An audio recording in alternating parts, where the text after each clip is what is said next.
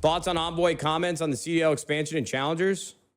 I don't know. I think everybody's kind of blown that out of proportion. It's like Envoy is like one of the nicer kids I've seen come out of the pro scene in the last like 5, 6, 7 years. And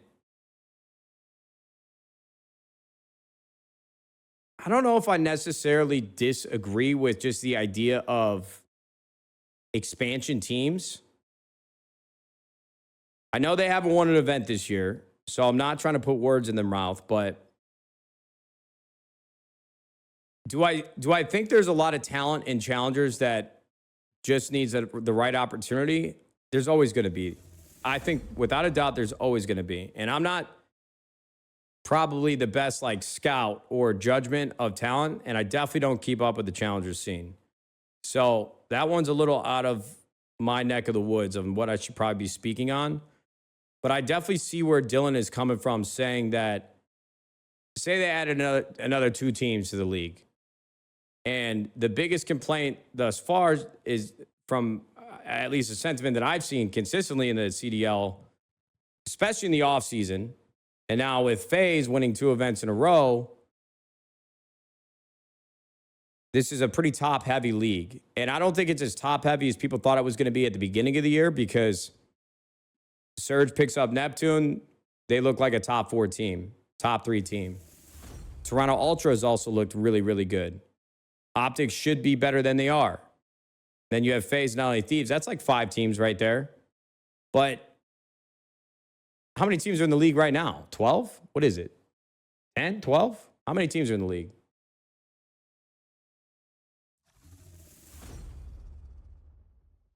There's 12 teams in the league? All right. Say you added 2 more to get us to 14. I don't know if there is enough talent to make the league less top heavy, if that makes sense. Dude, don't get me wrong, bro. I'm sure there's like, without knowing the challenger scene, I'm sure there's like 5 to 10 players that could be swapped out with somebody on a CDL team now and play decently well. But I don't think expansion or having more teams right now, I don't think having more teams right now is the best course of action. And I haven't put a lot of thought in this, so somebody could sway my opinion. I just think the format is the problem, bro. The fact that a challengers team can't make it on stage to play a professional team, a CDL team, is a problem, right? Because back in our day, like when I was competing, if you were sort of an under-the-radar player, an up-and-coming player, if you went to an MLG event, you could play out of the open bracket. And if you finish top 4 in the open bracket, you move on to the pro bracket or pool play, and you get to play on some of the feature stages or even on main stage.